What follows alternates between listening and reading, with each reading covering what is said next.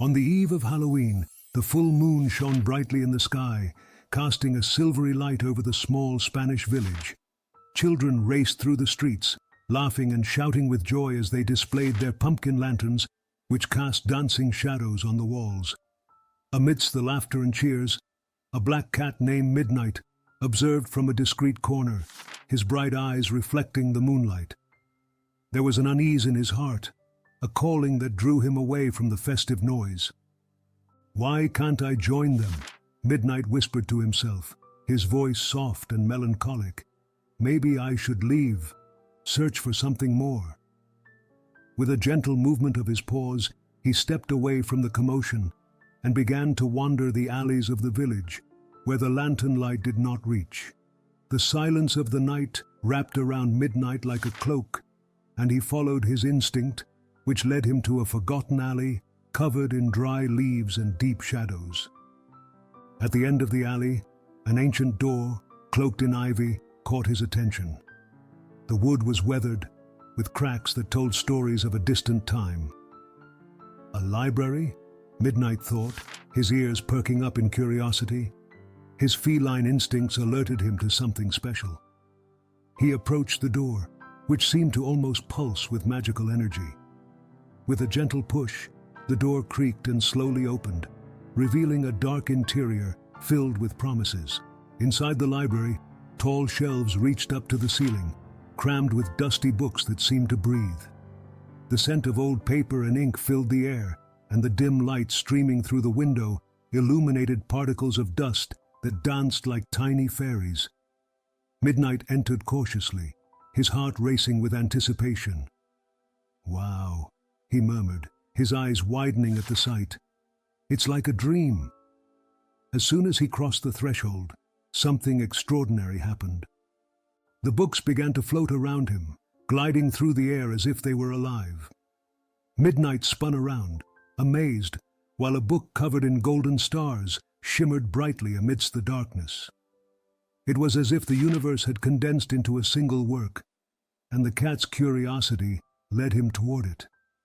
"Who's here?" A soft voice resonated through the air, causing Midnight's fur to bristle. He turned, trying to find the source of the voice. Suddenly, a majestic owl with brown feathers and wise eyes landed on a nearby shelf. "I am Aurora, the guardian of the stories in this library. And you, little cat, seem to be chosen for a great adventure." Midnight's eyes widened in surprise. "Me? Chosen? But I'm just a cat. What can I do here?" Aurora tilted her head, observing him with a penetrating gaze. "You may have more courage and wisdom than you realize. The library is in danger, and we need someone who can help save the stories that reside here." "Save stories?" Midnight repeated, feeling a mix of fear and excitement. "But how can I do that?" "You will learn, my young friend," Aurora replied, her voice calm like a whisper of the wind. "Stories have immense power, and you can become their guardian. Come, follow me."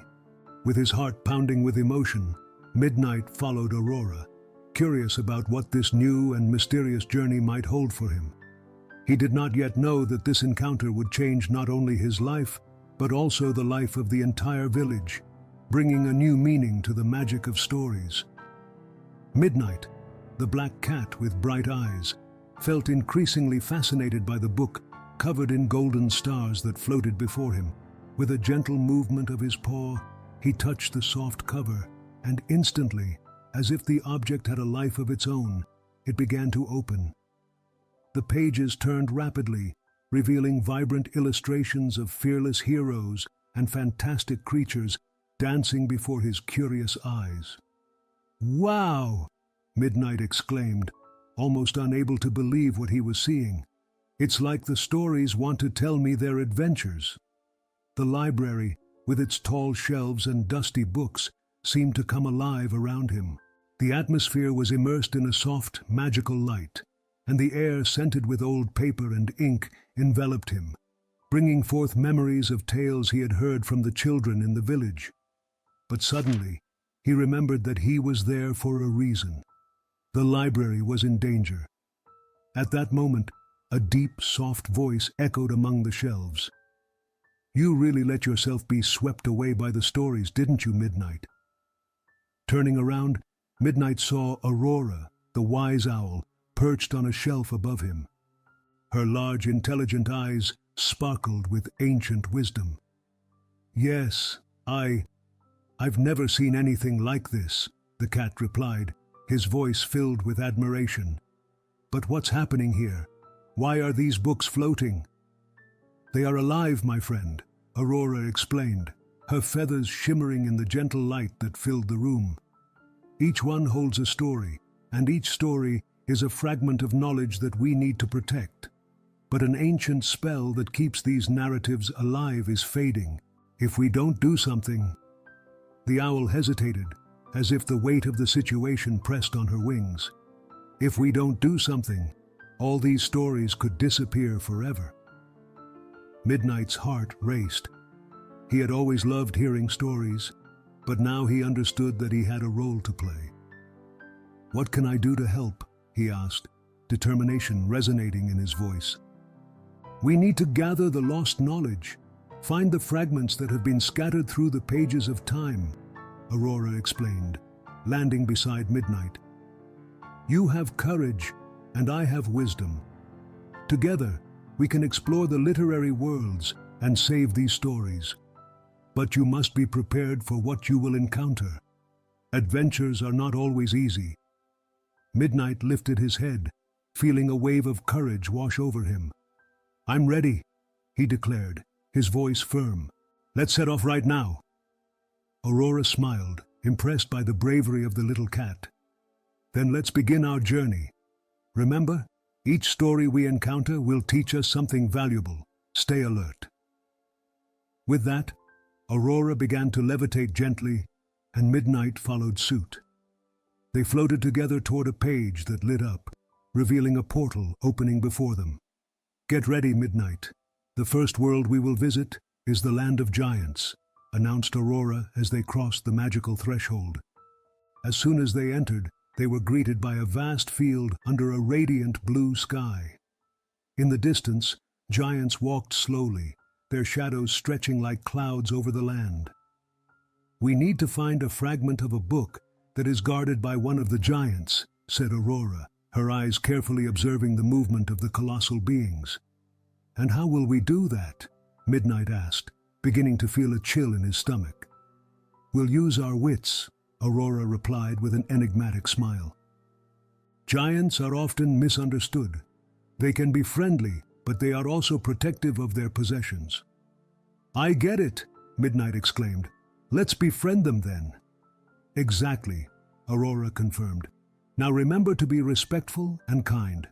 Words have power, and how you present yourself can make all the difference." With his heart racing, Midnight prepared for the challenge ahead. He knew he had much to learn, but he was determined to help Aurora save the stories of the Dark Library. The adventure was just beginning, and he felt that, with courage and wisdom, he could illuminate not only the library, but also the lives of the villagers. Midnight watched Aurora intently, his eyes shining like two little lanterns in the darkness of the library. The owl, with her gray and wise feathers, hovered gently in front of him, as if waiting for him to absorb every word. "The spell that keeps our books alive is powerful, but it is fading," Aurora said, her voice deep and serene, echoing among the dusty shelves. "If we don't act quickly, all the stories that reside here may be lost forever." The black cat, with his shiny and soft fur, furrowed his brow. "But how can we help? I'm just a cat. What can I do against such an ancient spell?" Aurora landed softly on a nearby shelf, tilting her head in thought. "Don't underestimate the power of a brave heart, Midnight. You've already proven that you have the necessary courage. We need to explore the literary worlds, find the lost stories, and gather the knowledge that sustains our library. Together, we can revive the spell and save what is threatened." Midnight felt a flame of determination ignite within him. "Then let's go, Aurora. I'm ready for the adventure. What should we do first?" We need to discover where the knowledge was lost.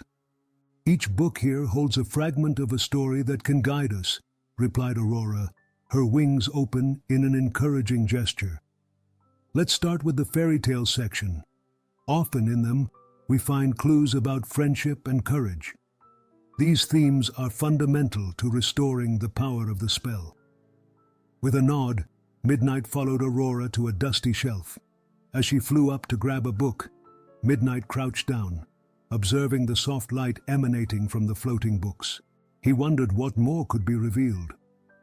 Aurora returned with a book that seemed to pulse with energy, its pages glowing as if alive.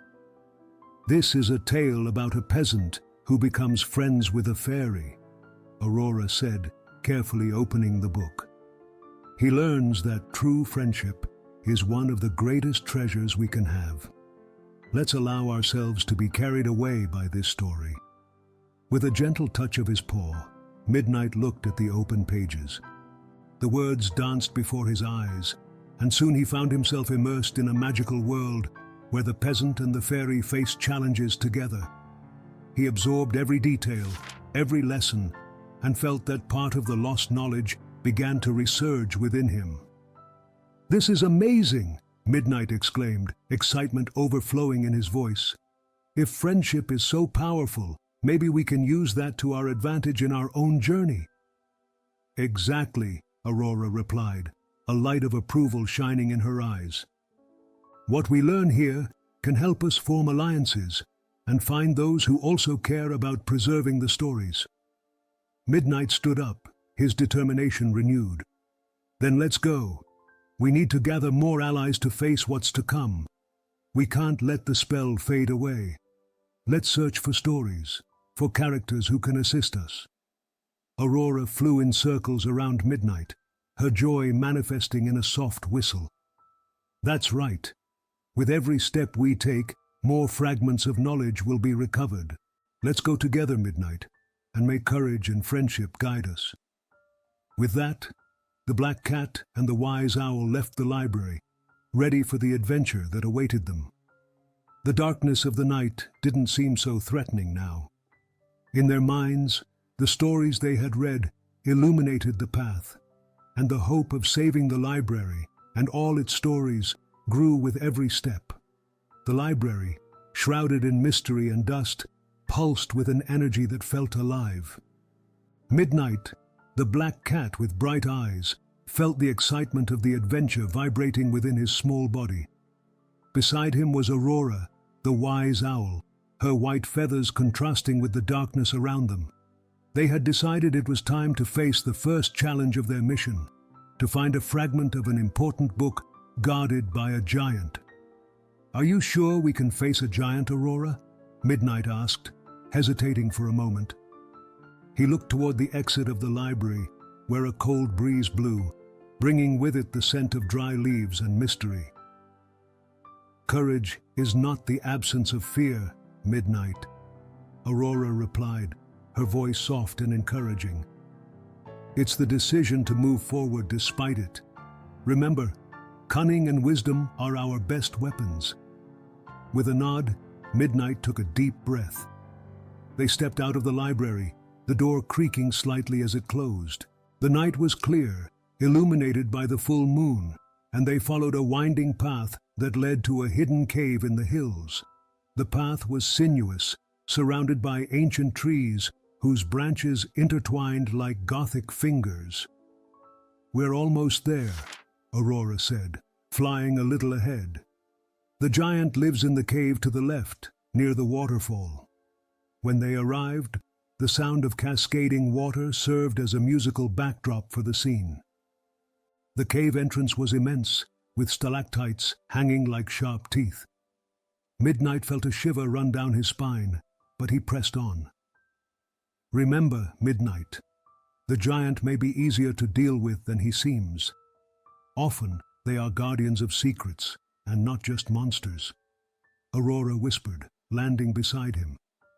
Before they could enter the cave, a rumble echoed, and the shadow of a giant appeared at the entrance, his massive figure blocking the moonlight. His eyes were like two headlights, glowing with a golden light. "Who dares to enter my domain?" The giant's voice resonated, making the ground tremble. Midnight swallowed hard, but he remembered Aurora's words. With an agile leap, he positioned himself so the giant could see him.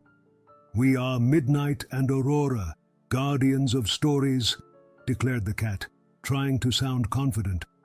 "We have come in search of a fragment of a book that you guard. It is of utmost importance to the library." The giant furrowed his brow, his curious gaze fixed on them. "A cat and an owl? What can you two know about the importance of stories?" Aurora, sensing that the situation required a different approach, flew a little closer to the giant. "Knowledge is the foundation of all stories, and we have come to retrieve what is lost. If you let us pass, we promise to share stories that will fill your life with new adventures." The giant, intrigued, crossed his arms. "Stories, huh? I am not just a guardian of books. I am a guardian of dreams. If you truly have what it takes, then make me laugh. Tell me a story that will make me forget my loneliness." Midnight looked at Aurora, who nodded, encouraging him.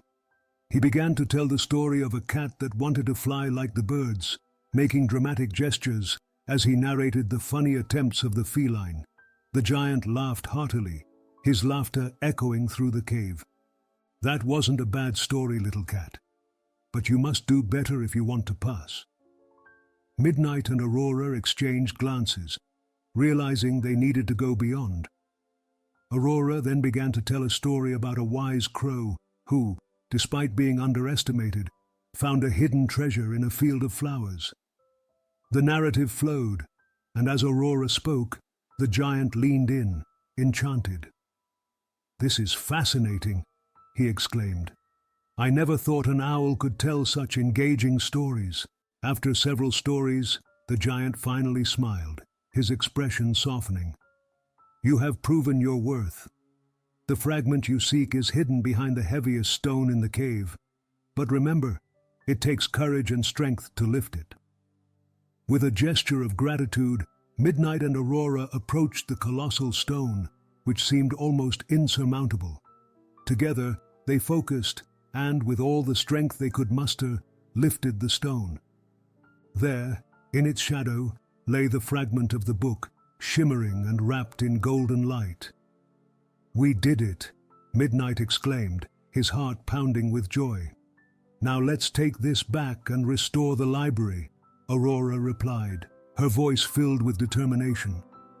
With the fragment in their paws and talons, they exited the cave, illuminated by hope and the certainty that their adventures were just beginning. Night had fallen over the village, and shadows danced on the walls of the dark library. Midnight, the black cat, sat on one of the shelves, watching the floating books that seemed to have come to life. The air was heavy with mystery and magic, but suddenly, a deep and threatening roar cut through the silence, making Midnight's heart race. "What was that?" Midnight whispered, his eyes shining in the darkness. Aurora, the wise owl, landed beside him, alert. "It's a dragon," she replied, her voice laden with urgency.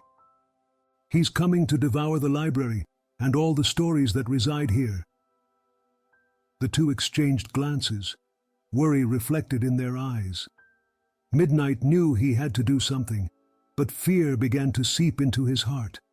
The roar echoed again, closer this time, and the library seemed to tremble under the weight of the threat.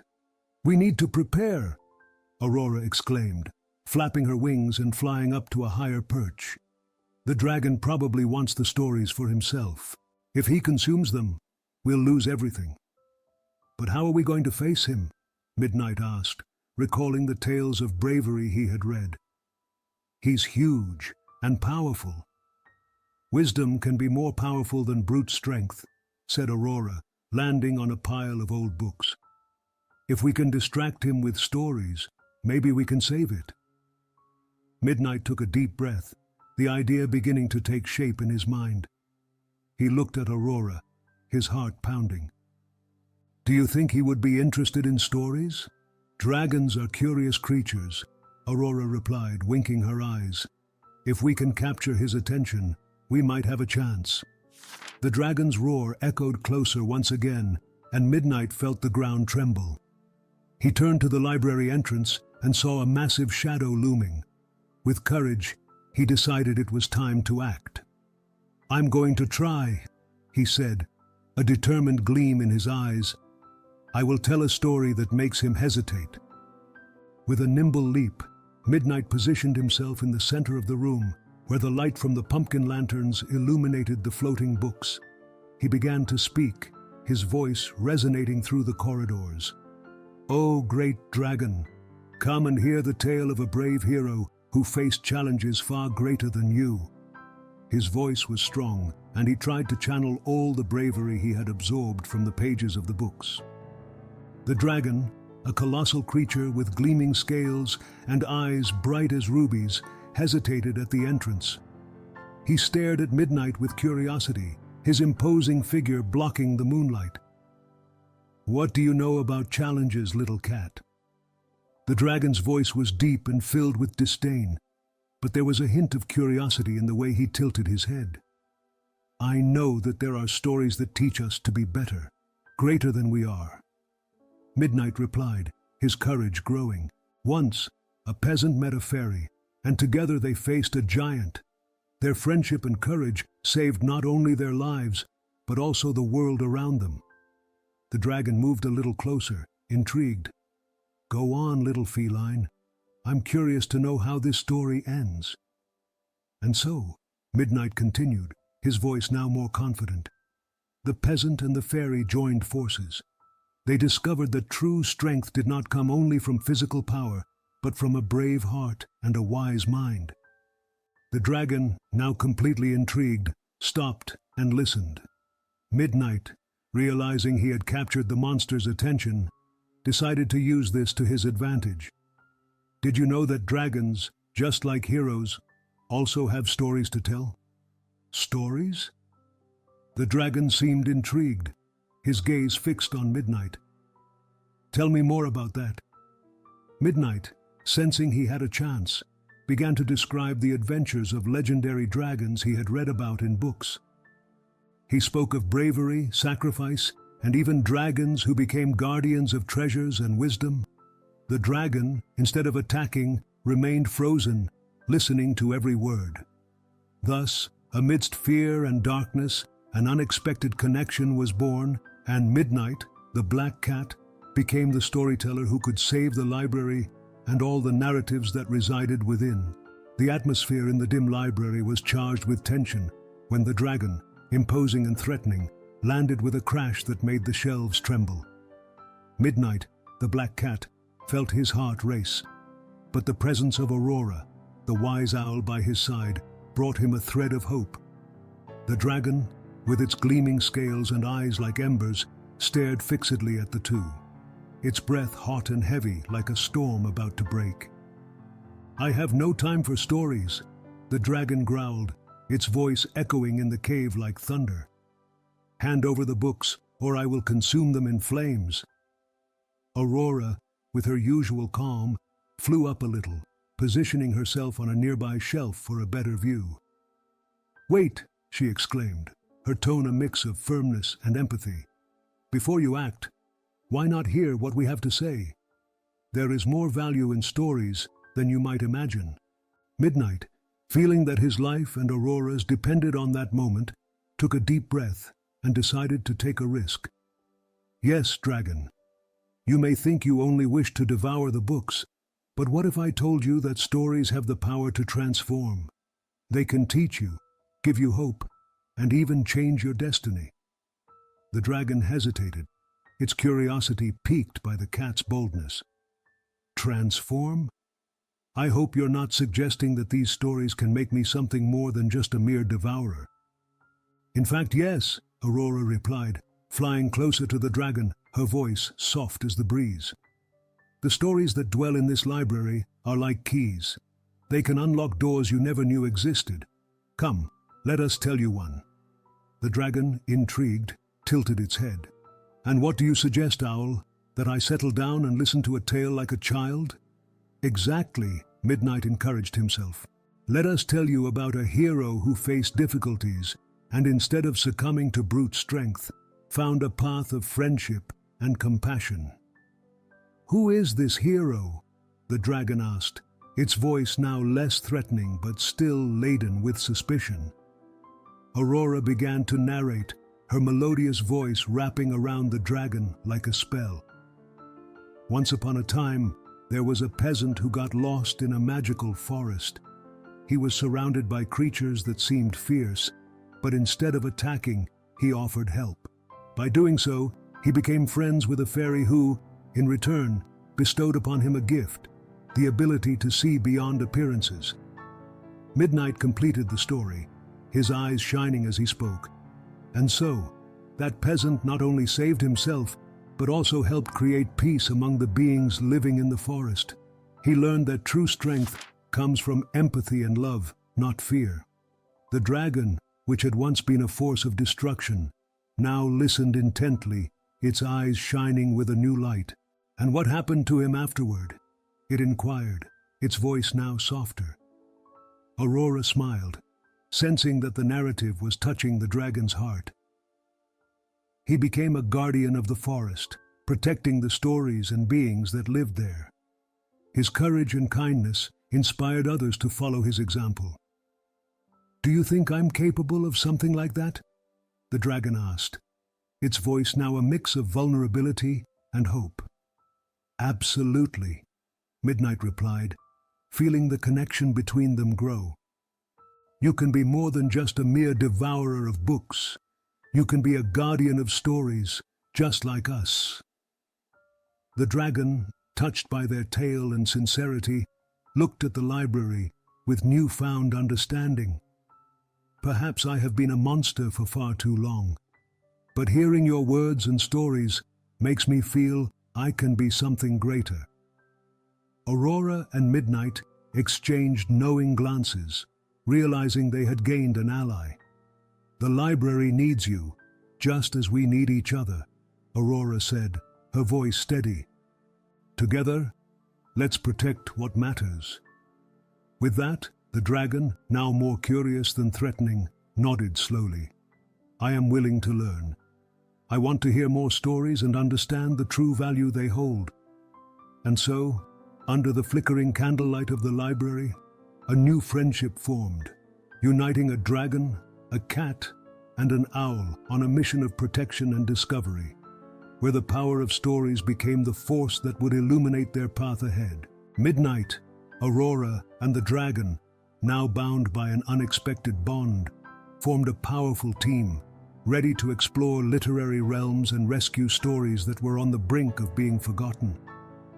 The dragon, once a threat, was now a friend, its scales gleaming in the moonlight as they walked together through the shadowy library. I can't wait to see what else we can find, said Midnight, his eyes sparkling with excitement. Every book in this library is a door to a new world. Yes, but we need to be cautious, Aurora warned, her soft feathers fluttering slightly. Not all stories are benign, and some may have traps. We must use our intelligence and unity. The dragon, still adapting to the new dynamic, tilted its head. I can help face any danger, but don't underestimate the power of words. Some stories are more powerful than a dragon could ever imagine. With this new perspective, they decided to begin their journey in a book that Midnight had found earlier, an ancient tome that spoke of a magical forest inhabited by enchanted creatures. As soon as they opened the book, a gentle breeze enveloped them, and they soon found themselves surrounded by towering trees that seemed to touch the sky. Wow, this is incredible, exclaimed Midnight, looking around in awe. It feels so real. It is real to a certain extent, explained Aurora. Stories have a life of their own. We need to search for the creature that guards the fragment of knowledge we seek. As they explored the forest, a shadow quickly passed by them. Midnight perked up, alert. What was that? A mystical creature, Aurora replied with a keen gaze. Be careful, it may be watching us. Suddenly, a majestic wolf appeared between the trees, its eyes glowing a golden hue. "What are you doing here, travelers?" it asked, its voice deep and resonant. "This forest is protected by me. We're in search of lost stories and fragments of knowledge," Midnight explained, trying to sound confident. "Could you help us?" The wolf looked at the dragon, who stood imposing next to Midnight. "A dragon and a cat? That's unusual, but if you wish to know the stories, you must first pass through me. Only those who prove their worth may enter." "We are ready for any challenge," said Aurora, staring firmly into the wolf's eyes. "What do you propose?" The wolf hesitated for a moment before responding. "A test of intelligence. Tell me a story I have never heard, and if it is worthy, I shall let you pass." Inspired, Midnight began to narrate a story about a peasant who, with courage and kindness, saved a village from calamity. He spoke with enthusiasm, captivating everyone with his narrative and emotions. The dragon and Aurora listened attentively, and the wolf, initially skeptical, began to take an interest. "Continue," said the wolf, its eyes sparkling with curiosity.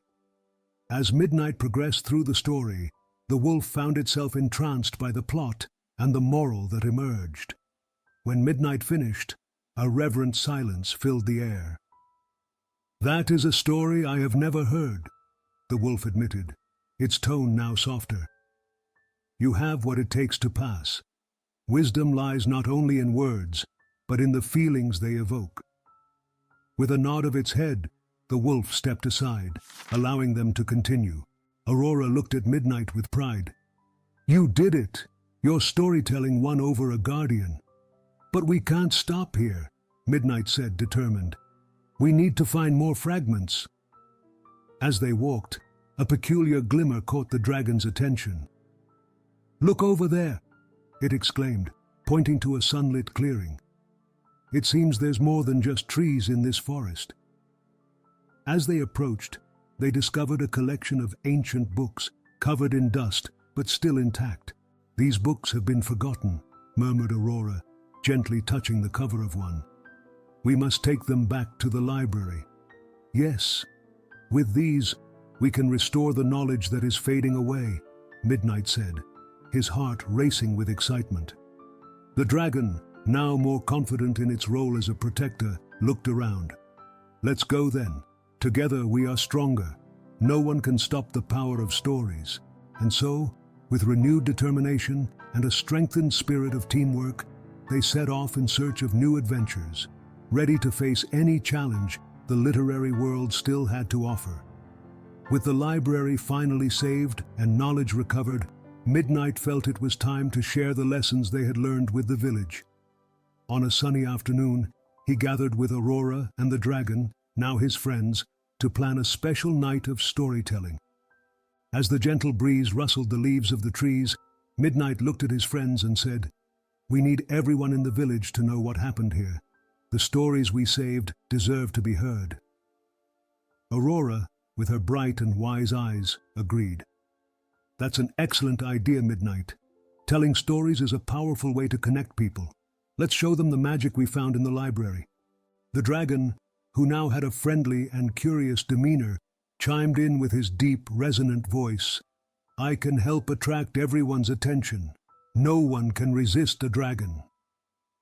With excitement in their hearts, Midnight and his friends began to prepare for the big night. They spread posters throughout the village, announcing the Night of Tales at the dark library, promising adventures and wisdom for all who attended. As the evening set in, the village square was filled with animated faces. Children, adults, and even the elders of the community gathered, drawn by curiosity and the promise of stories. When the moon began to shine brightly, Midnight climbed onto a small wooden box in the center of the square. He looked at the crowd and, with a slight tremor in his voice, said, "Welcome, friends. Today, we are here to celebrate the stories that connect and inspire us." The children, with eyes sparkling, moved closer, and the adults settled in to listen.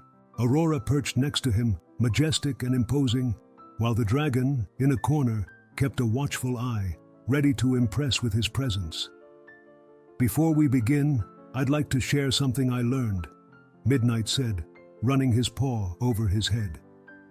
"Stories have the power to teach us, to make us dream, and to unite us." A murmur of approval rippled through the crowd, and Midnight continued, "Come with me, and let yourselves be carried away on a magical adventure." He started narrating his own experiences in the library, how he met Aurora, the wisdom she shared, and the incredible adventures they had together. The children laughed and squeezed in, enchanted by each word that came from his mouth.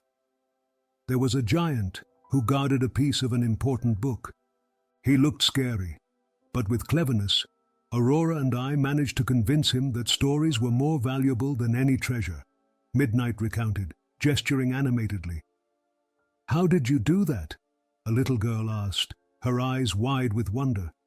"We used our words like magic," he replied, winking at the audience. "We told stories of courage and friendship, and the giant ended up joining us." Aurora, seizing the moment, added, "And that is the beauty of stories. They can transform even the hardest of hearts." The dragon, overhearing the conversation, decided to join the narrative. In a deep tone, he spoke, "I was once a guardian of stories myself, but I was lost in my own darkness. It was Midnight's and Aurora's courage that awakened me and made me realize I could be an ally." The dragon's words left the crowd in silence, awed by the sincerity of his story. Midnight looked at the dragon, feeling grateful to have such a special friend by his side. "And now, together, we are the guardians of the library," Midnight exclaimed enthusiastically. "Tonight, we will share not only our stories, but also what we have learned from them." He then invited the children to come up and tell their own stories, creating a space where everyone could shine. One by one, the children shared their adventures, while the adults listened with smiles on their faces, reminiscing about their own childhoods. The night wore on, and the moonlight illuminated the square as laughter and applause echoed throughout. Midnight looked at Aurora and the dragon, feeling that this moment was more than just a night of tales. It was a celebration of the village's unity, a reminder that stories have the power to connect hearts and minds, lighting even the darkest paths.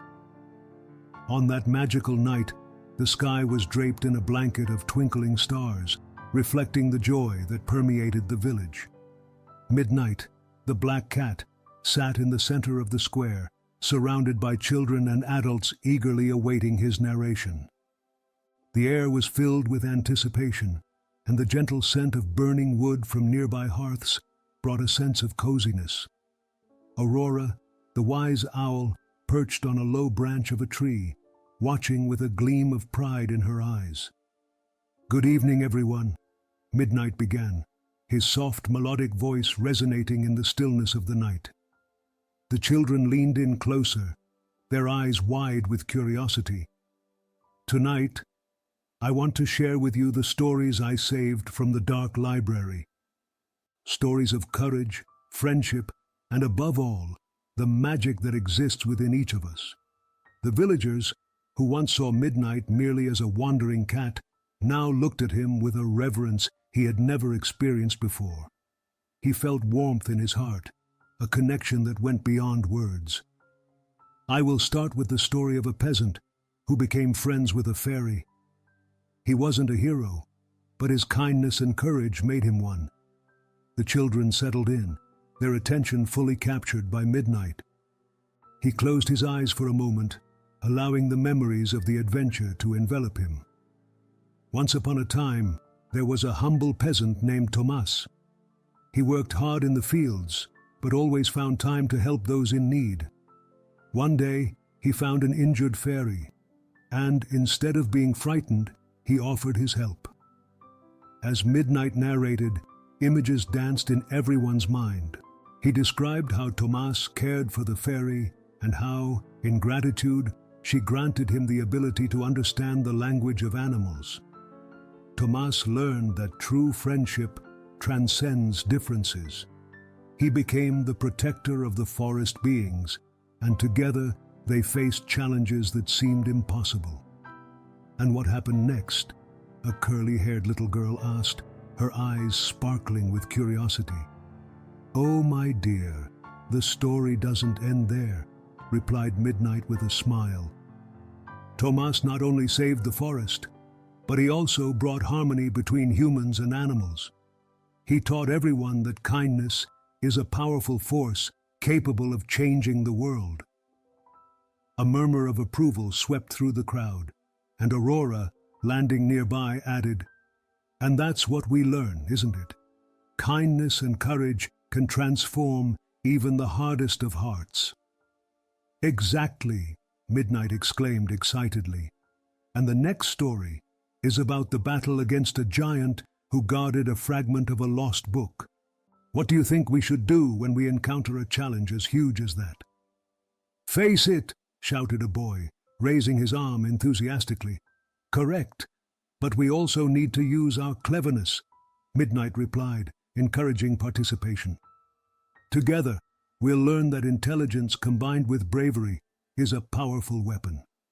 Just like in the story of Aurora and me when we faced the dragon and convinced him to listen to our tales." As Midnight continued, the narratives intertwined with laughter and sighs, and the square filled with life. He saw children squirming in their spots, absorbing every word as if it were a magical spell.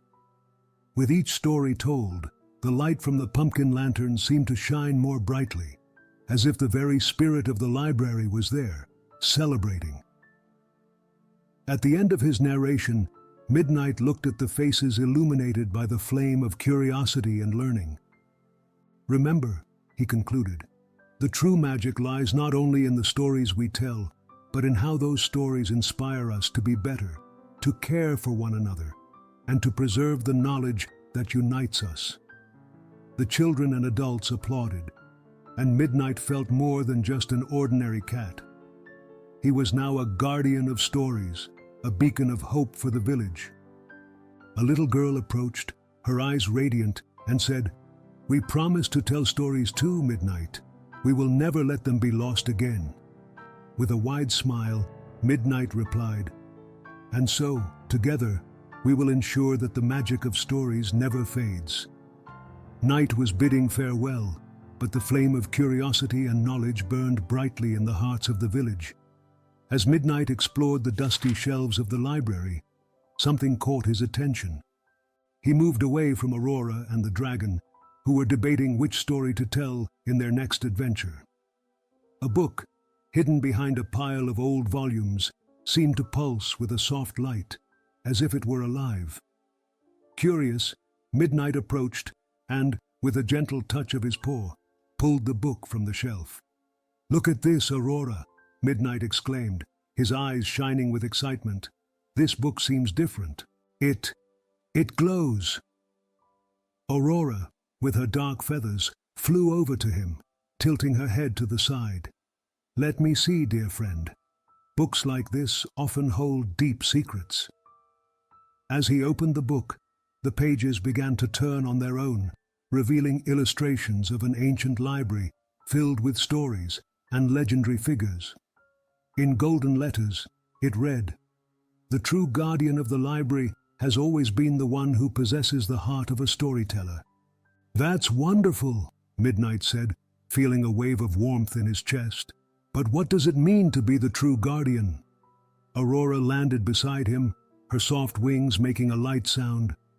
"It means that you, Midnight, have always had a special connection with stories and the magic they carry. The library chose you, and you chose it back. It's a deep bond." As Midnight processed Aurora's words, the dragon, who had been lost in thought until then, approached. "You, Black Cat, are more than you appear," he said, his voice deep like thunder. "I, who was once called an enemy, feel that you are the key to the true essence of the library." "How so?" Midnight questioned, his curiosity piqued. The dragon looked at the book Midnight held, his eyes gleaming with a mix of respect and admiration. The legend speaks of a guardian who would unite the worlds of stories and reality. I am the echo of the past, and you, Midnight, have awakened my slumbering spirit. You have always been the guardian, even before you found it. Midnight was stunned. But I'm just a cat. What could I do to be a guardian? You have the gift of storytelling, replied Aurora, pride shining in her eyes. You have already proven this by inspiring everyone around you.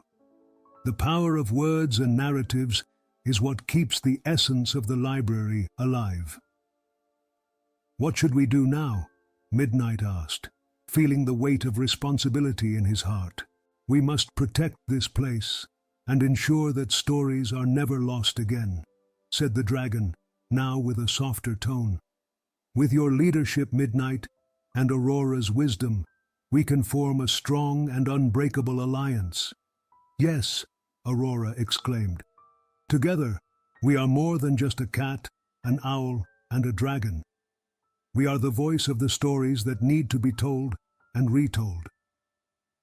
With a new understanding and a glint of determination in his eyes, Midnight smiled. Then let's go, my friends. We have a whole world of stories to protect and share. In the following days, the library transformed into a true center of learning and inspiration. Midnight, Aurora, and the dragon joined forces, and with each new adventure, they not only rescued forgotten stories, but also created new narratives, weaving a rich tapestry of experiences and lessons that spread throughout the village. The dark nights, which once served as reminders of the unknown, were now illuminated by the flames of imagination and wisdom. The village children, gathered around Midnight, listened intently to his stories, promising to preserve the legacy he and his friends had built. I promise we will never let these stories be lost again, shouted one of the children, raising their hand with enthusiasm. Yes, the other children echoed in unison, their eyes shining with joy and anticipation. And so, Midnight, now fully aware of his role as the guardian of stories, smiled at his friends. The true adventure was just beginning, and with each word spoken, they illuminated the world around them, one tale at a time. But the night is far from over, for now we begin a new tale. In a tranquil lake in Spain, where the sun's rays unfolded like ribbons of gold across the water's surface, swam Estrella, a golden fish with shimmering scales. He reveled in the beauty around him, gliding gracefully among the aquatic flowers that floated serenely. The sweet aroma of the plants and the gentle swaying of the leaves created a natural symphony that calmed his soul. With every movement, Estrella reflected on the simplicity of life and how often it was underestimated. He paused for a moment, rising to the surface and allowing the sunlight to bathe his body, feeling grateful for the magical place he called home. As Estrella lost himself in his thoughts, a whirlwind of water approached. It was Mateo, a brightly scaled carp with large eyes, arriving at the lake with an air of excitement and enthusiasm. His energy was contagious, and he could hardly contain his words. "Estrella, you won't believe the incredible things I plan to do," Mateo exclaimed, his tail flicking wildly. "I'm going to explore the world, discover hidden treasures, and become the richest carp of all." Estrella smiled, but his gaze held a hint of concern. "Mateo, there's much more to the world than material wealth. Have you ever stopped to think about the beauty around us?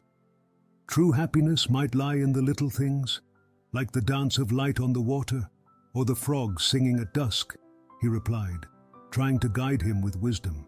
Mateo, however, was so immersed in his grand dreams that he couldn't grasp the depth of Estrella's words. "Oh, but you don't understand.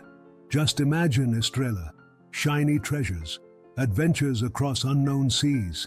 That's what living is all about," he insisted, his eyes sparkling with the prospect of a future filled with riches. Mateo's eagerness stood in stark contrast to the calm of the lake. Estrella watched as the carp animatedly spoke about his aspirations, feeling it was his duty to help him see the value of simple things. "Mateo, let's explore the lake together. Who knows, you might find something that opens your eyes to the beauties right in front of us?" Estrella suggested, hoping this journey would help his new friend see things differently. "Explore? That sounds, interesting," Mateo pondered, his energy slightly dimmed at the thought. "But it won't be as exciting as finding a treasure chest, will it?" "Maybe not the type of excitement you're imagining," Estrella replied, swimming slowly so Mateo could follow. "But I promise it will be a surprising adventure. The lake has many secrets to reveal, and true wealth might not be what you think." Mateo hesitated for a moment, but curiosity soon overcame his greed. He joined Estrella, swimming alongside him as his eyes sparkled with anticipation. "All right, Estrella, let's explore this lake. Who knows what we might find?" Estrella felt a wave of relief, knowing Mateo was willing to accompany him. They swam together, diving into areas where light reflected in mesmerizing patterns. "Look, Mateo, these little water flowers are like the lake's jewels. And do you see how the colorful fish play around us? They are part of the true wealth that this place has to offer," Estrella said, pointing out the small fish dancing around them.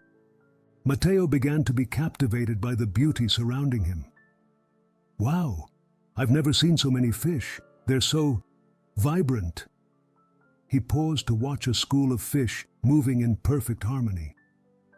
"Maybe you're right, Estrella. There are beautiful things here after all." Estrella smiled, feeling that slowly Mateo was beginning to open his eyes to the richness of simplicity. With the calm of the lake as their backdrop, the two friends continued to swim, exploring the wonders that nature had to offer, unaware that this journey would be just the beginning of a significant transformation in Mateo's life. Estrella swam serenely through the calm waters of the lake, observing the golden reflections of the sun intertwining with the aquatic flowers floating around him. He felt at peace, as if every movement he made was in harmony with the world around him. When the carp Mateo arrived, his vibrant energy and ambitious dreams burst into the tranquility of the lake. As Estrella listened to Mateo's stories of treasures and adventures, he couldn't help but feel a slight tug at his heart. He knew that the life of wealth Mateo sought was far from true happiness. "You can't imagine what I'm going to achieve, Estrella," Mateo exclaimed, his eyes bright with enthusiasm. "I'm going to explore the world, find rare jewels, and bring riches to our lake. Just think, being the most famous fish of all." Estrella smiled, but internally worried. "Mateo, the true beauty is right here, around us. Have you ever stopped to notice the little wonders the lake offers us every day?" "Little wonders?" Mateo laughed, shaking his head. "The little things don't bring fame or fortune. I want to be big, to be admired by everyone." Mateo's urgency was palpable, and Estrella knew he needed to help him see beyond his ambitions. "What if we explore the lake together? I promise you'll see something that will change your perspective," Estrella suggested, trying to calm Mateo's excitement. Hearing the proposal, Mateo blinked at Estrella, his curiosity piqued. "Explore? I'm in. Let's go." And so, they swam together, diving into a world of colors and sounds, where nature thrummed in every corner. As they moved away from the shore, Estrella led Mateo to a spot where sunlight penetrated the water's surface, creating a spectacle of dancing sparkles. "Here we are. Look around, Mateo. These are the true jewels of our lake," Estrella said, her eyes lighting up as she pointed to the small, colorful fish swimming in schools, as if they were performing an aquatic dance. Mateo, initially distracted by his thoughts of wealth, began to notice what Estrella was showing him. "Wow, they are beautiful," he exclaimed, watching the orange and blue fish that seemed to be playing with one another. "I've never seen so many colors together." "That's right. Estrella replied, pleased to see the transformation on Mateo's face. And it's not just that. The aquatic plants, the sounds of nature, all of it is part of what makes our lake so special. As they swam deeper, Estrella talked about the different species of plants that grew along the shores and how each played a role in the ecosystem. Look at those green algae down there, Mateo. They help purify the water and provide shelter for many little inhabitants. Mateo started to shift his focus away from his grand plans. I never thought algae were so important. I always thought they were just common plants. He looked around, now more attentive to his surroundings. I think I didn't realize how rich life is here. Estrella smiled, seeing the change in Mateo's heart.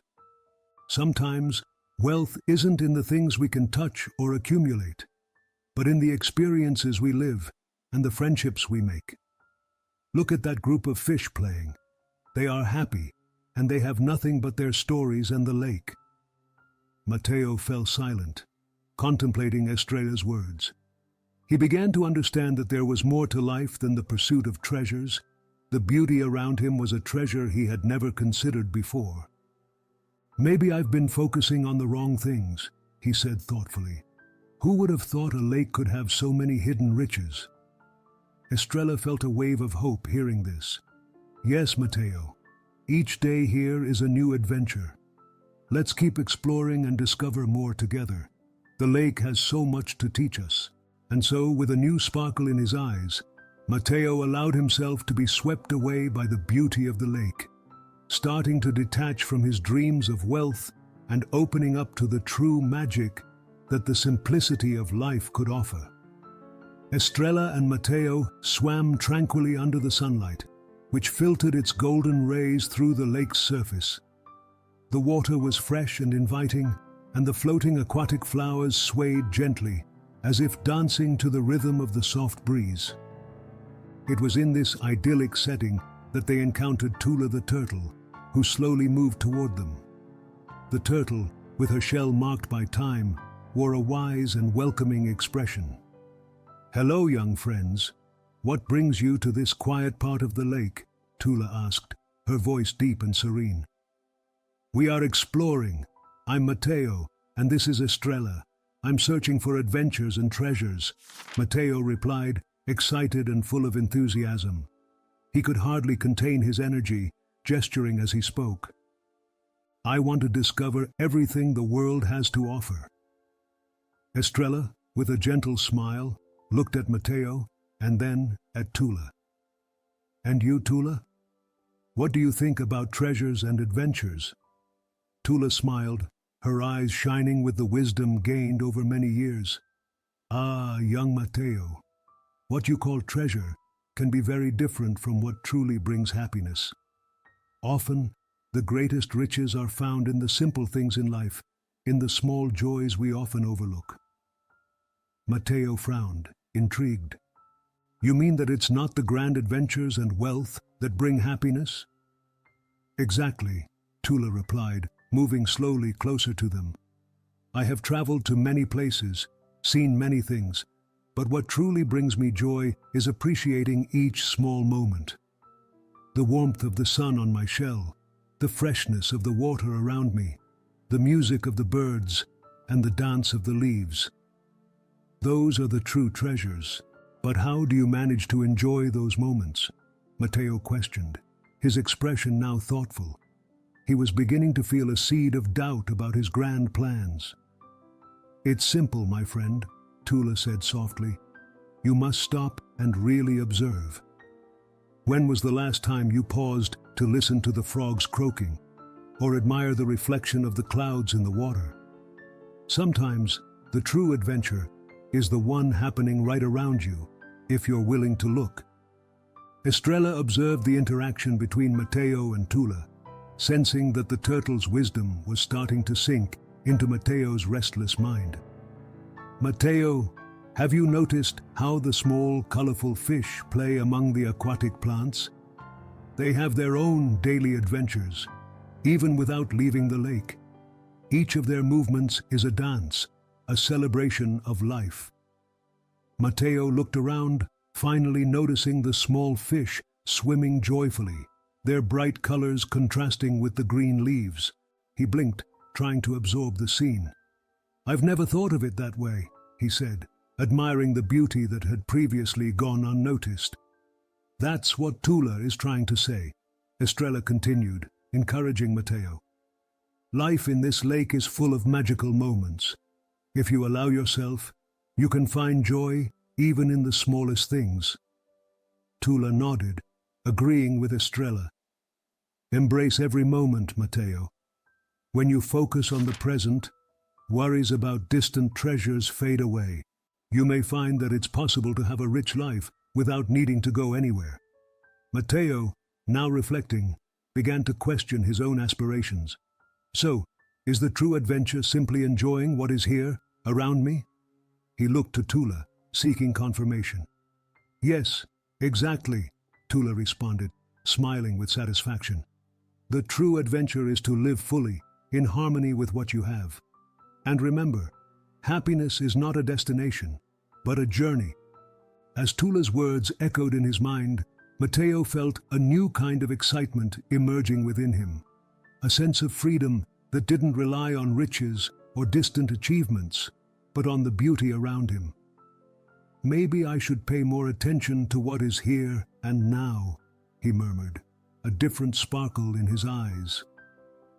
Estrella and Tula exchanged knowing glances, pleased to see the young fish beginning to understand the essence of happiness. And so, in that serene lake, their friendship grew stronger, while new understandings and discoveries awaited Matteo. The sun began to set, painting the sky in shades of orange and pink, as Estrella and Matteo floated in a tranquil corner of the lake. The gentle sound of water lapping against the leaves of aquatic plants was an invitation to tranquility. Estrella, the golden fish, watched with a tender smile as the frogs began to gather on the banks, preparing for their nighttime performance. "Matteo," he said, his voice soft like the whisper of the wind, "have you ever stopped to listen to the music of nature?" Matteo, still lost in his thoughts of treasures and distant adventures, frowned. "Music? You mean the croaking of the frogs? That's just noise, Estrella. I want to discover great things, treasures, riches. That's what really matters." Estrella shook his head, the expression on his face reflecting the wisdom of years. "Ah, young carp, true wealth isn't just in material things. Sometimes beauty is hidden in the small things around us. Come, let's watch a frog show. You might be surprised by what you find." Matteo hesitated, but curiosity began to win over his resistance. "All right, let's see what you want to show me." Together, they swam to the shore, where the frogs were preparing to sing. The atmosphere was charged with expectation, and the sounds of the calm waters created a magical setting. When the first frog began to croak, a soft, melodious sound filled the air. Soon, others joined in, forming a natural symphony. Estrella watched Matteo as he listened, his eyes slowly lighting up with the music. "Do you see?" Estrella asked, his voice almost a whisper. "This is a treasure that cannot be bought." Matteo, lost in the melody, let himself be carried away by the harmony of the voices. Each croak seemed to tell a story, and he felt a pulsating joy that he had never experienced before. "This is amazing," he admitted, a smile forming on his lips. "I never thought something so simple could be so beautiful. It's like the lake is singing to us." "Exactly," replied Estrella, a glimmer of satisfaction in his eyes. "The music of nature is a gift that is always available. We just need to learn to listen." They remained there, immersed in the frog's symphony, and Matteo's connection with the lake began to deepen. But as the celebration of music unfolded, a feeling of concern started to form in Matteo's heart. Observing the beauty around him, he felt a shadow approaching. "Estrella," he said, his voice laden with uncertainty. What if all this ends? What if pollution returns and destroys what we're enjoying now? Estrella, sensing Mateo's unease, turned to him and said, "Beauty may be fleeting, but the true happiness we find in simplicity and friendship is lasting. We need to care for the lake, to protect what we love. Happiness isn't just about enjoying, it's also about taking action." Mateo looked at the lake, now reflecting the soft light of dusk, and felt a wave of determination. "You're right. I can't just worry. I need to do something." He took a deep breath, looking at the frogs still singing cheerfully. "I want to help protect this place. I want everyone to be able to hear this music and feel this joy." Estrella smiled, his heart warmed by Mateo's transformation. "And it starts with small actions. Let's join with others and take care of our home. That way, we can ensure that the music never stops." Mateo nodded, now filled with purpose. What had once been merely a dream of grand adventures was now becoming a meaningful mission to preserve the beauty of the lake and the simple joys it offered. As the frog's song filled the air, they knew they had found a treasure far greater than they could have imagined. The sun began to set, painting the sky with hues of orange and pink, when Estrella and Mateo, still in awe of the lake's beauty, realized that tranquility was under threat. The water, once so clear, now showed dark stains, and the surface reflected the debris accumulating along the banks. Mateo, who had been swept away by the serenity of the environment, grew alarmed at the sight of pollution. "Estrella, look at this!" Mateo exclaimed, his fins trembling with concern. "What's happening to our home?" Estrella, always calm, looked around and felt a tightness in his heart. "Unfortunately, pollution has reached our lake. The beauty we love is in danger, Mateo. We need to do something." Mateo frowned, observing the scene around him. "But what can we do? We're just fish. We don't have the power to change this." Estrella swam closer to his friend, looking into his bright eyes. "Don't underestimate the strength we have when we come together. Every small effort counts. Let's see if there are other fish who care about the lake like we do." Driven by a newfound determination, Estrella and Mateo swam toward an area where they used to see large schools gathering. Upon arrival, they found a group of fish gathered, discussing the lake's condition. "Look!" called a small fish with silver scales. "The water is getting dirtier. We need to act before it's too late." Mateo felt a surge of hope. "We can help," he declared, his voice strong. "We can come together and clean the lake." The fish exchanged glances, a mix of surprise and determination on their faces. Then, an older fish with worn scales spoke up. "I've always believed that unity is strength. If we all contribute, we can make a difference." Estrella, noticing Mateo and the other fish's enthusiasm, smiled. "That's right. Each of us can bring our skills. Let's join forces and restore the beauty of our home." A wave of energy coursed through Mateo's fins. "Yes. What are we waiting for? Let's get started right now." With a plan in mind, the group of fish spread out, each searching for what they could do. As they swam, Mateo felt more connected to the lake and its inhabitants. He realized he wasn't just dreaming of great adventures. He was about to live a transformative experience. "Estrella, did you see how excited they are?" Mateo said while collecting small debris from the shores. "I never thought a group of fish could be so united." "Solidarity is powerful, Mateo. Change begins with small steps. Each of us, with our unique skills, can contribute to a greater goal," Estrella replied, her voice calm.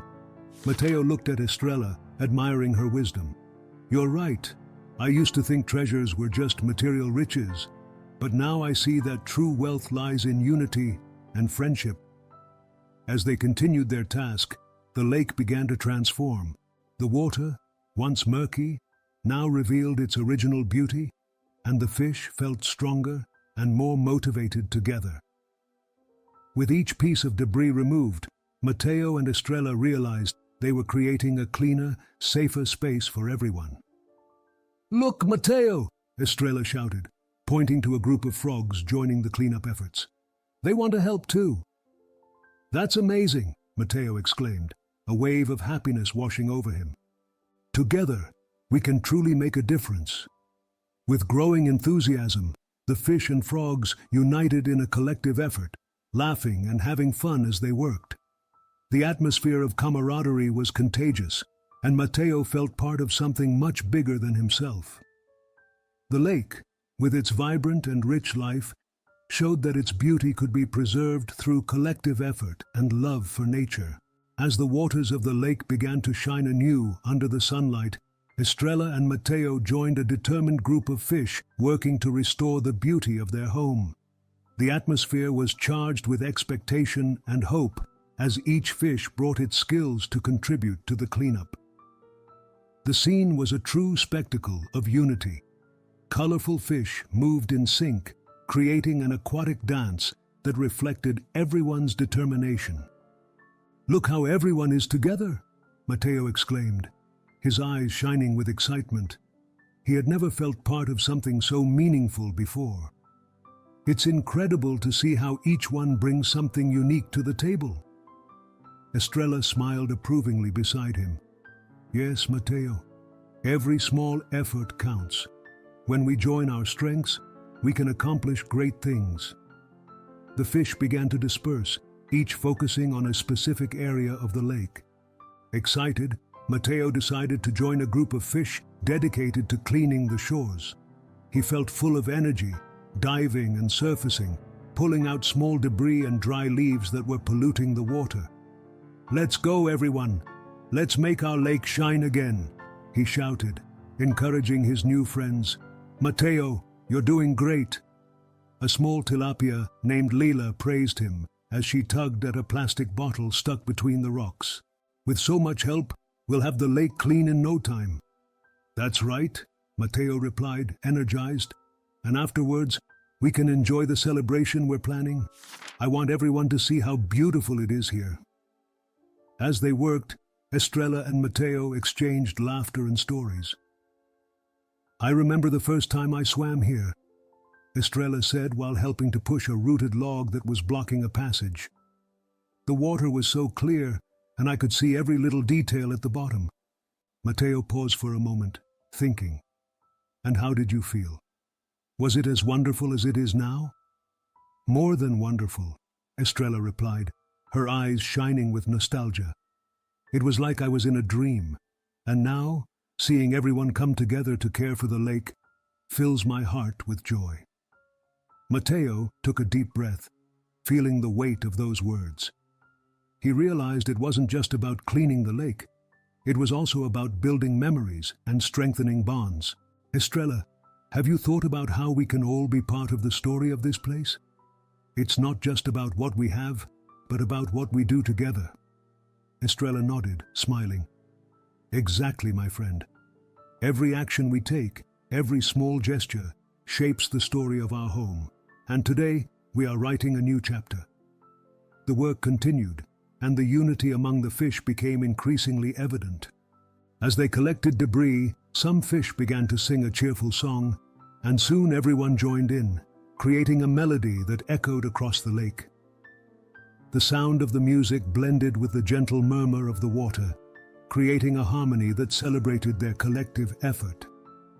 "Look at this!" Matteo shouted as he swam in circles, feeling the vibrant energy around him. "We're making a difference. The lake is already looking better." "Yes, and this is just the beginning," Lila responded, grinning from ear to ear. "Let's keep going until it's perfect." Finally, after hours of work and laughter, the lake began to transform. The rays of sun reflected off the now clearer waters, and the joy of the fish was palpable.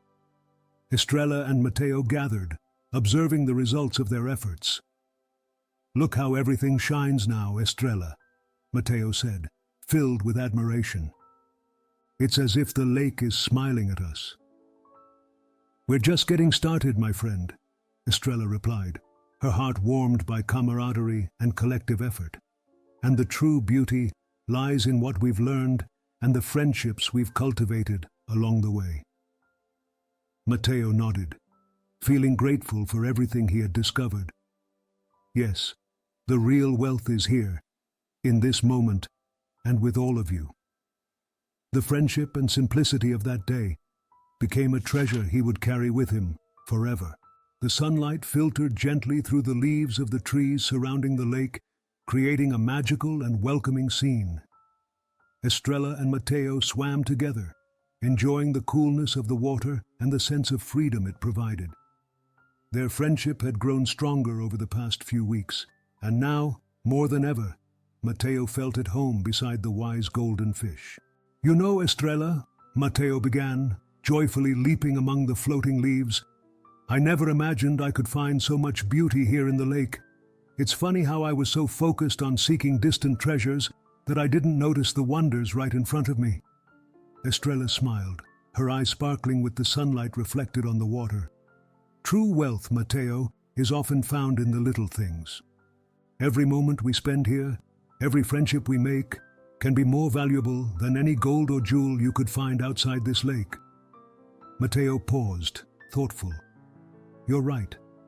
I remember when I first arrived here, full of dreams of accumulating wealth and adventures.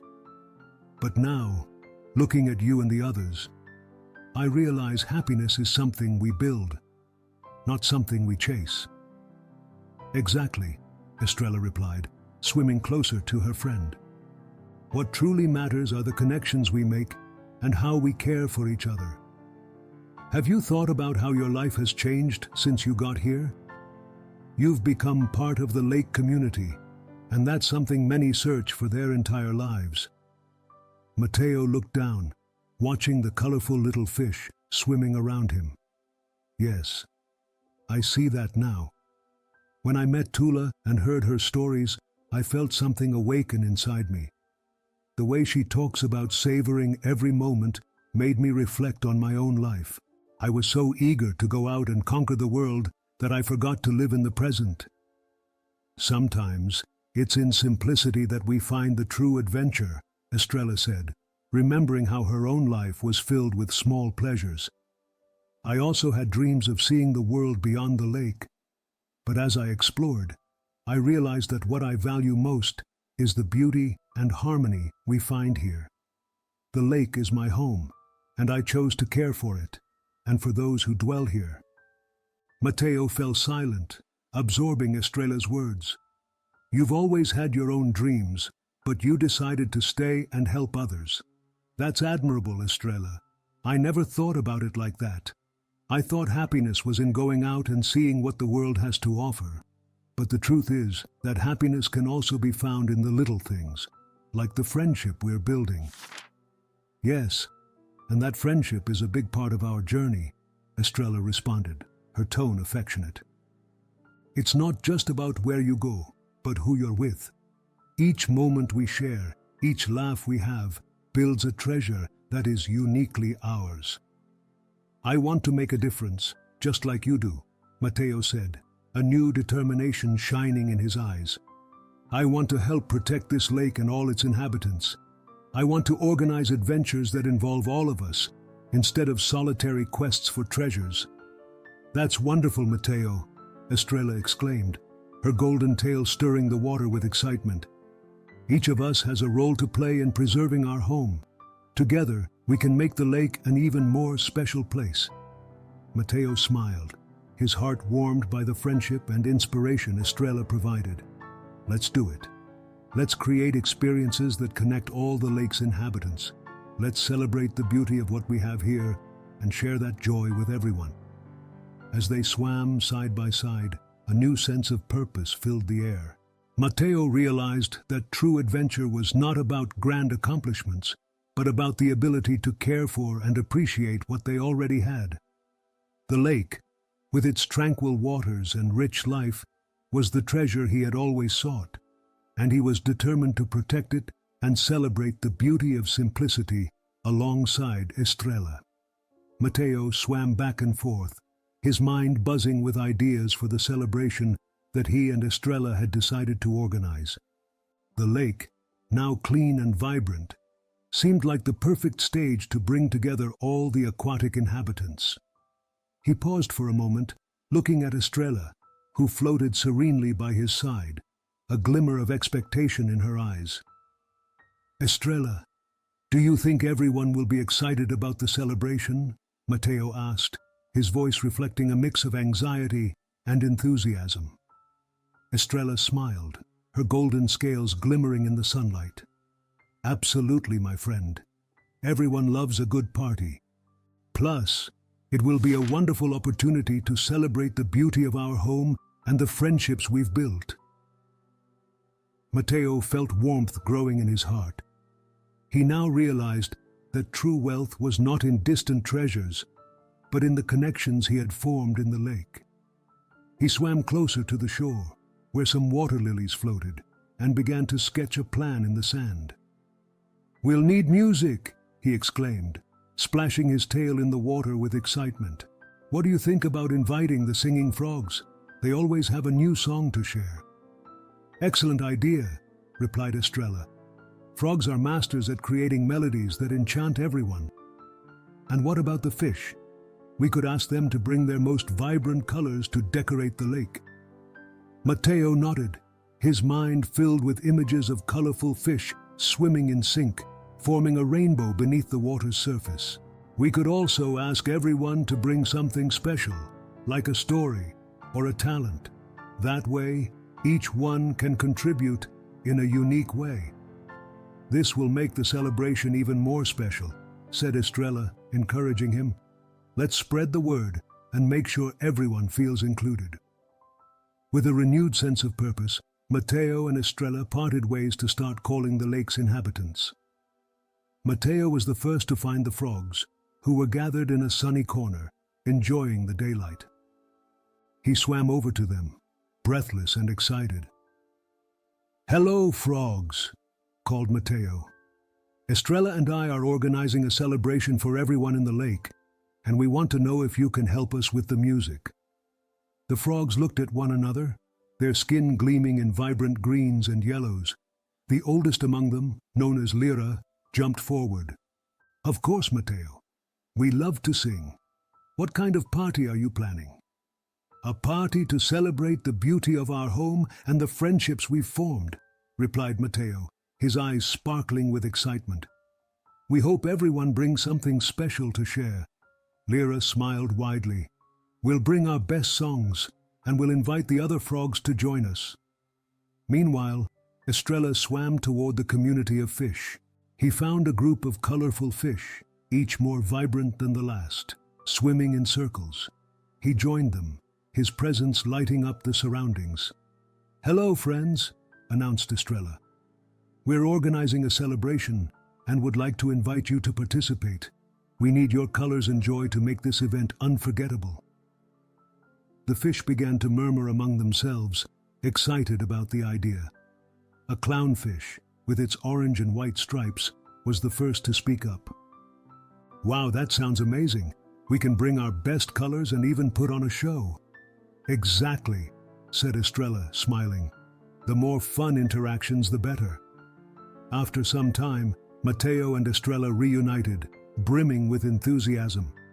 "I got the frogs. They're excited to sing," Mateo exclaimed, barely able to contain his joy. "And I talked to the fish. They're ready to bring their colors and even prepare a performance," replied Estrella, his eyes shining. "This is going to be fantastic," said Mateo, starting to swim in circles out of excitement. "But we still need to call the turtles. They always have such wise stories to share." "Let's go to Tula, the turtle," suggested Estrella. "She always has something interesting to say." The two friends set off toward the spot where Tula usually rested in the shade of a large stone. When they arrived, they found the turtle with a dreamy look, watching the reflections of light on the water. "Tula," called Mateo, "we have an amazing idea.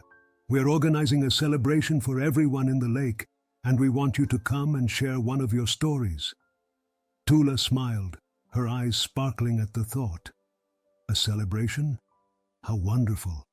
I would love to participate and tell a story about the importance of caring for our home." That will make the party even more special, exclaimed Estrella. Everyone will love to hear you. Then it's settled, said Mateo, feeling more excited by the minute. Let's spread the word and make this party an unforgettable event. And so, the two friends continued to swim around the lake, spreading the news of the celebration. Anticipation grew, and each inhabitant of the lake began to come together, eager to participate and celebrate the true essence of life.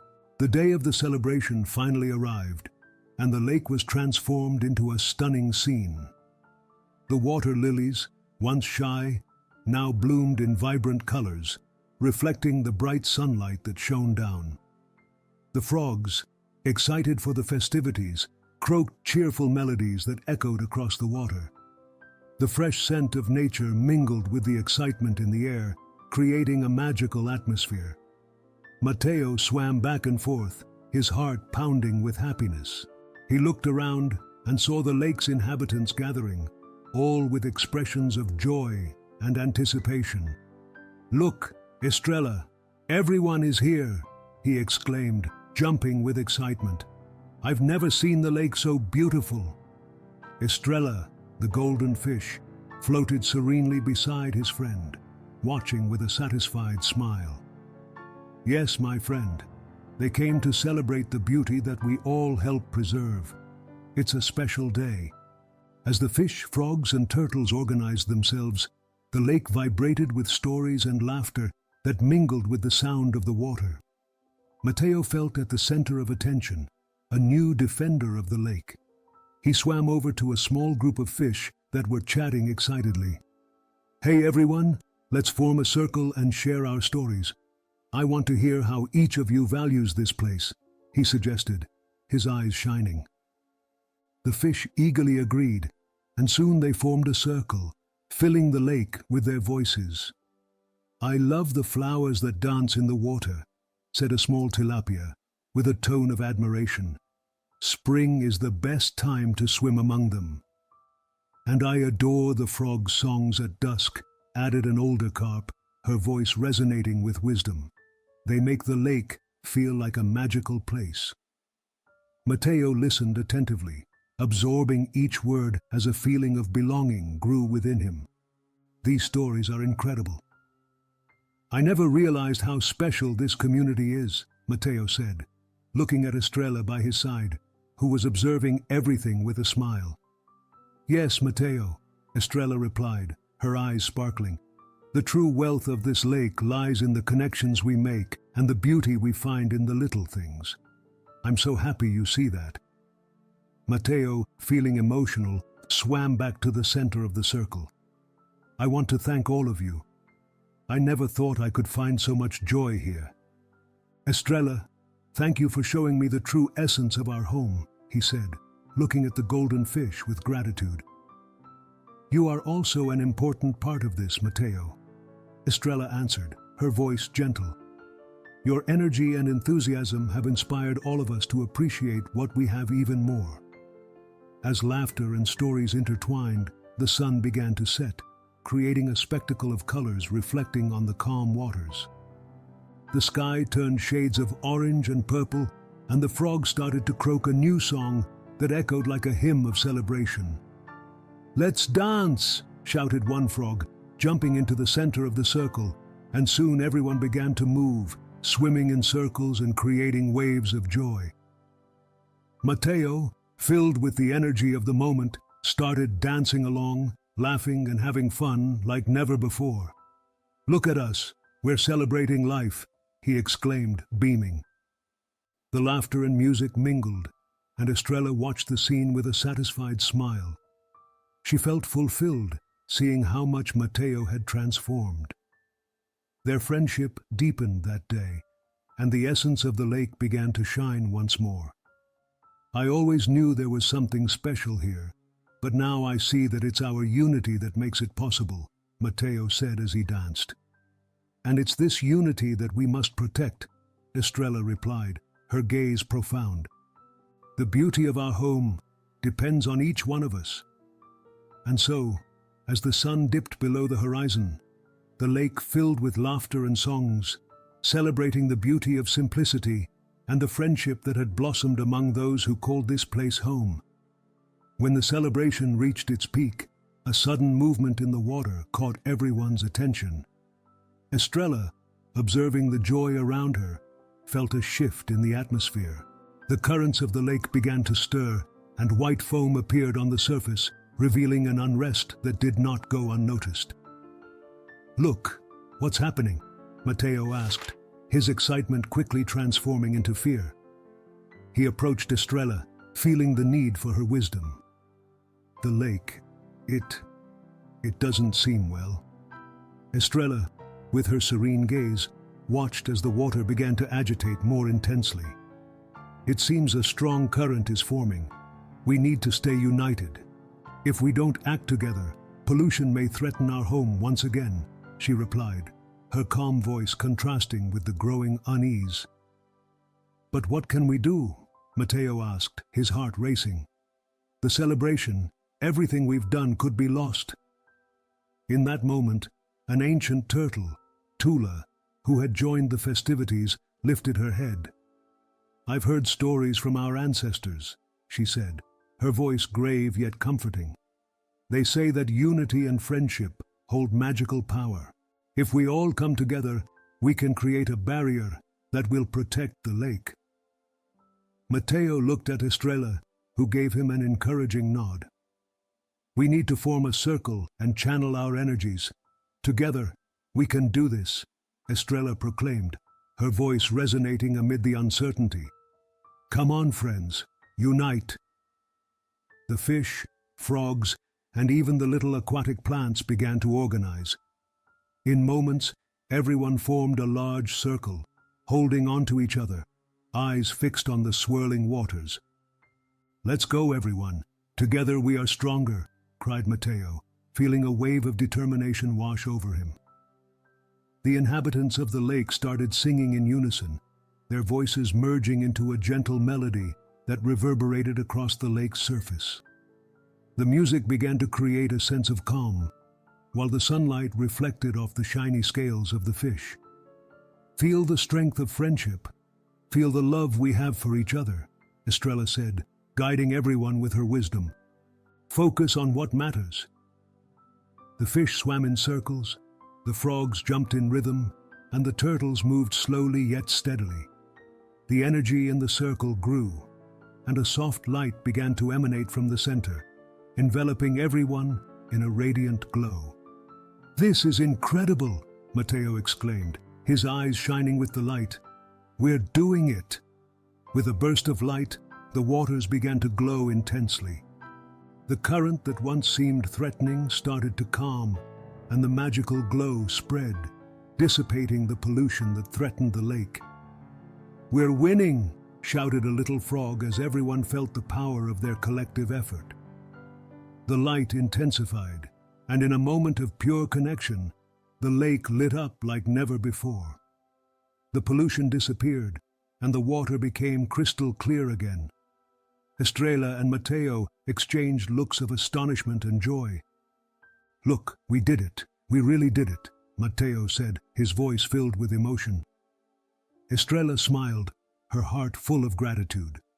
"Yes, my friend, the true wealth lies in unity, love, and the simplicity of caring for our home," she replied. Everyone around began to hug, celebrating not only the lake's restoration, but also the friendship and courage that united them in that decisive moment.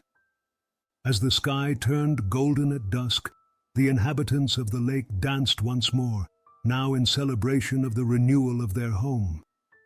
"Long live the lake, long live friendship," echoed through the space, and the laughter blended with the music of nature, creating a symphony of joy and hope.